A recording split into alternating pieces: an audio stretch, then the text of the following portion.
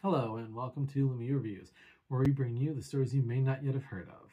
Today is part 10 of Once and Future, a mythological comic story based off the old Britain lore, with modern day places and people mixed in. When we left off last time, Beowulf had died and Grendel has appeared at Gran's home. Can they protect the innocent people inside? Can Duncan make it in time to save his grandmother from the monster that has come for them? Let's find out. Our cover of issue 10 has Arthur over a pyre of the slain, taking a more visceral path than all the other covers. This issue was released August 19th, 2020, and went on to have 2 printings. The series was created by Kieran Gillen, Dan Mora, and Tamara Bonneville, distributed by Boom Studios. A thank you to Vault of Midnight, whose store I got these from. We open with Duncan at the corner of the street intersection in front of the church, trying to charter a ride and get a hold of Brigitte. All the while, Gran is engrossed in her shows, oblivious to the present danger, leaving Duncan unanswered. And Duncan, desperate to get a ride, but at the same time, his rides are being canceled on him. And as if his prayers are being answered, a taxi comes down the street, but the driver won't take Duncan to his destination, being too far out of his area. Duncan tries to bribe the man by offering to pay double, then triple, but still the driver refuses. So Duncan takes a page out of Gran's book and pulls a gun on the driver, insisting that he take him, adding a little please at the end. At the home, they finish the show and begin to talk amongst themselves about what to watch next, even talking about a show on the Beowulf manuscripts. When everyone notices the colors around them change, Gran finally snaps in, realizing she had missed messages, and so she goes and handles business, urging them to barricade the door after she left. She bumps into an orderly named Jack, who wanders downstairs because of the changes in the coloring.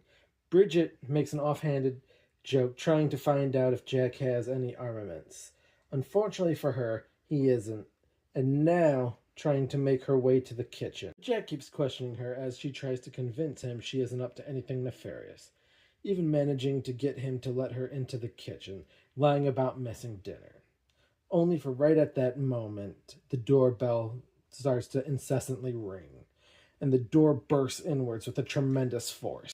And there in the rubble is Grendel, a terrifying sight of a hulking monster, blood drooling from its mouth. Seeing this, the orderly wants to call the police, but Bridget insists on making it to the kitchen. Having kidnapped the taxi driver, Duncan can't get a hold of anyone at the home. The home is currently surrounded by cops. Rose suggests sending them in to help and buy them time. Duncan, Gran, and the orderly watch from the kitchen as Grendel is hunting through the halls. And to scare at his prey, he drops the body of the groundskeeper, almost making the orderly shout out in fear, before a hand is put over his mouth to silence him. Having silenced the orderly, Brigitte moves away, getting to work preparing something on the stove, and finds a weapon in the form of a cutting knife, telling the man to hide in the closet. Jack protests. Brigitte starts waving around the knife, informing him this isn't her first rodeo, and to just shut up and hide.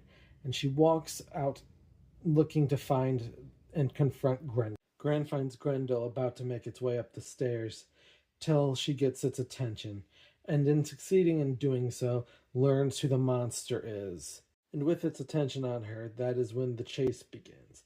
Brigitte lures it to the kitchen, Grendel ripping through the walls, but she is ready for him, and throws a pot full of flammable liquid at Grendel's face. Grendel's face bursts into flames. Brigitte ducks around it and makes her escape, as Grendel's face burns and sloshes away. Duncan finally makes contact with the home, and is filled in on what is happening there.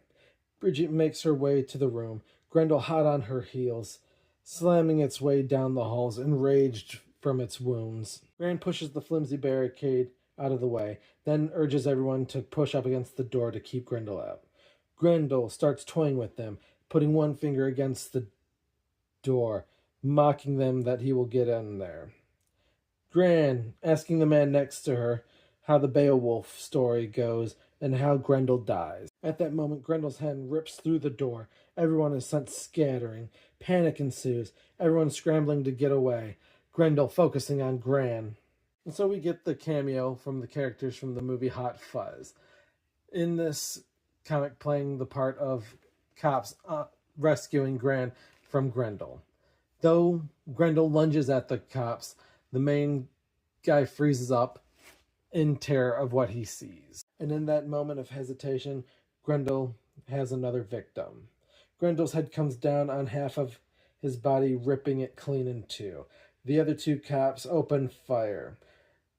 And Gran finally gets her answer from the old man, telling Brigitte how Grendel dies by Beowulf's hand, his arm being ripped off and him being mortally wounded and dying from blood loss. But Beowulf being dead makes that a real problem for her. And that is all for this issue.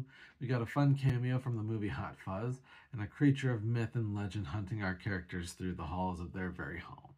The creature having now also claimed 2 lives and no end in sight. I like how unique each monster or story character is, having its own original feel, design, and story element to it, while having an appropriate level of gravity to them without any over-the-top or unneeded silliness. Where we also get story beats, they actually slow down and let us get to know the characters, their lives, their backstories, instead of just pure, mindless action. The colorist, Tamara Bonneville, always knows how to bring the pages alive with her skills. The images put before us never disappointing, always a well-melded and exuberant display. And the story itself is well researched, with the fabled characters true or close to their legendary background. For example, Grendel stalking Brigitte's home halls, just like he did the halls of the king in his own story. Now, as we come to a close, I want to thank everyone for watching. Please like, share, subscribe, and let us know what you think in the comments.